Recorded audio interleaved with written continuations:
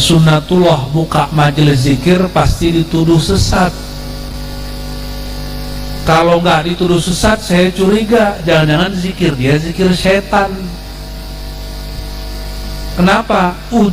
Tuduhan sesat itu lagi nguji, Allah lagi nguji dia. Digerakkanlah hamba-hamba Allah yang alim-alim nuduh dia sesat. Kalau dia beneran sesat, nanti dia emosi, berarti dia merasa sesat. Imam Ibn Arabi dituduh sesat sama orang, dia cuek aja.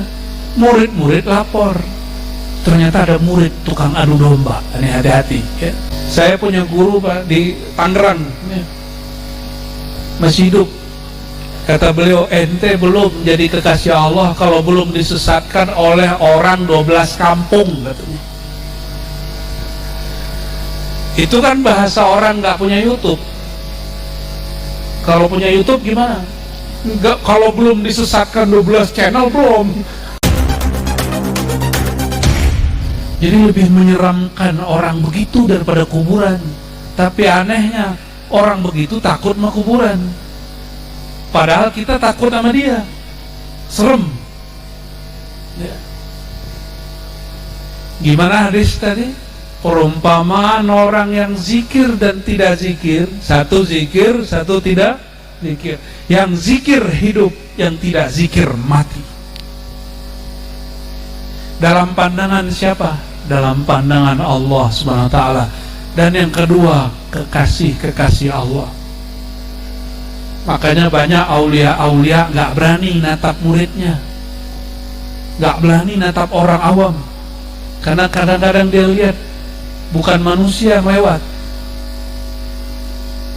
Kalau ada orang murid tamak yang kelihatan babi, kalau ada murid orang awam emosinya tinggi yang kelihatan guguk. Guguk bahasa orang sini apa?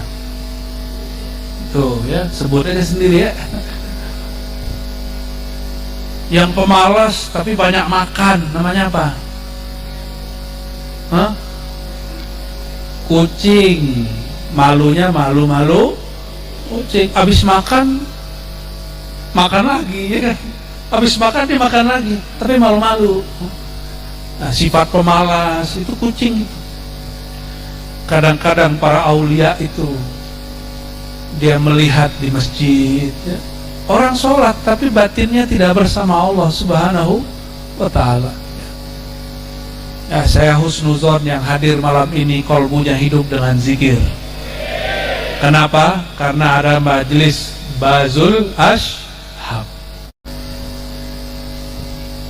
Kalau diterjemahkan agak halus, perumpamaan orang zikir dengan tidak zikir seperti rumah ada lampunya dengan rumah tidak ada lampunya.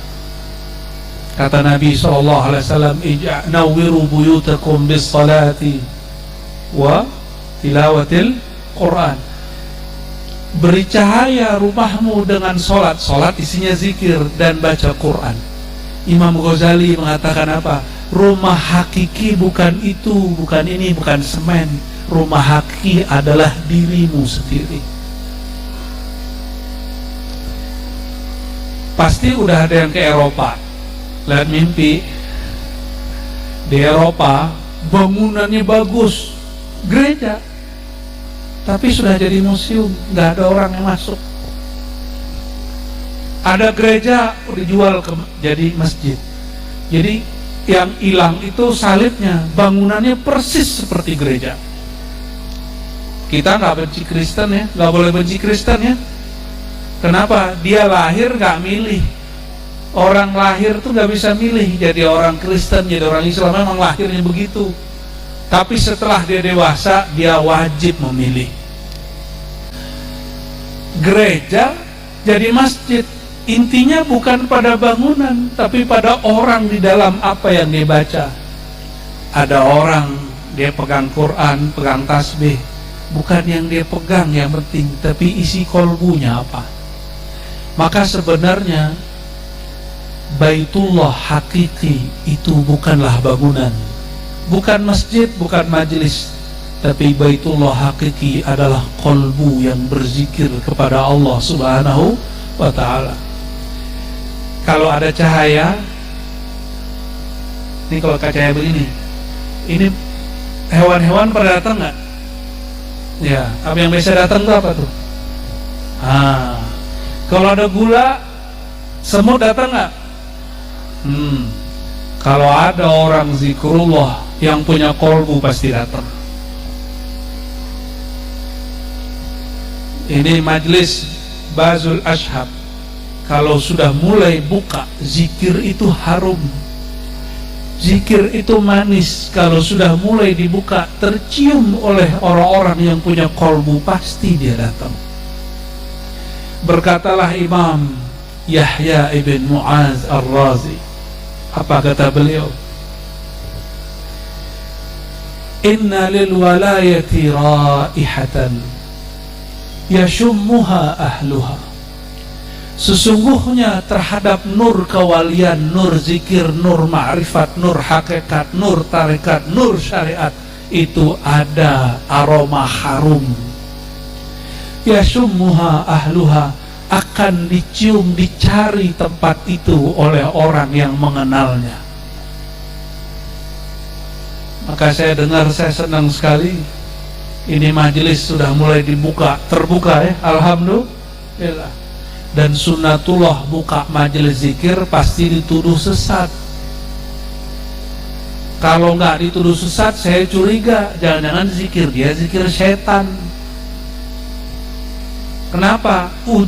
Tuduhan sesat itu lagi nguji, Allah lagi nguji dia. Digerakkanlah hamba-hamba Allah yang alim-alim nuduh dia sesat. Kalau dia beneran sesat, nanti dia emosi, berarti dia merasa sesat. Imam Ibn Arabi dituduh sesat sama orang, dia cuek aja. Murid-murid lapor, ternyata ada murid tukang adu domba. Ini hati-hati ya. Tapi itu bukan Norman ya. Kata si murid, Tuan Syekh, ente disesatin orang kok diem aja? Kok nggak ngeluarin pisau? Kok nggak bawa pasukan? Kok nggak bikin status? Kenapa nggak bikin channel terus bales gitu? Apa jawaban beliau? Yang dia sesatkan itu bukan saya, tapi orang yang dia katakan mirip sama saya. Dan sekarang ilmu-ilmu kemakrifatan, kalau orang ngaji mulai dari pesantren sampai ke kampus, itu pasti baca kitab Ibnu Arabi, walaupun orang bilang beliau sesat. Saya punya guru Pak di Tangerang, masih hidup. Kata beliau, ente belum jadi kekasih Allah kalau belum disesatkan oleh orang 12 kampung, katanya. Itu kan bahasa orang nggak punya YouTube. Kalau punya YouTube gimana? Enggak, kalau belum disesatkan 12 channel belum. Jadi kalau pamersa Abah Anwar Fasih sudah disesatkan, saya bilang selamat bergabung. Selamat berjuang. Jadi ketika saya dituduh sesat sama orang, saya diajaknya itu agak maksa gitu, teman kita Habib ya, tapi orangnya baik. Ayo kita ke Habib Lutfi yuk, tar aja lah gitu. Tapi karena waktu timenya pas, datanglah kami ke sana. Saya nggak ngomong apa-apa, tapi Habib ini baik sekali, dia kadukan masalah. Bagi saya sebenarnya bukan masalah, biasa aja. Lalu beliau ngomong gini, Habib Lutfi ngomong gini,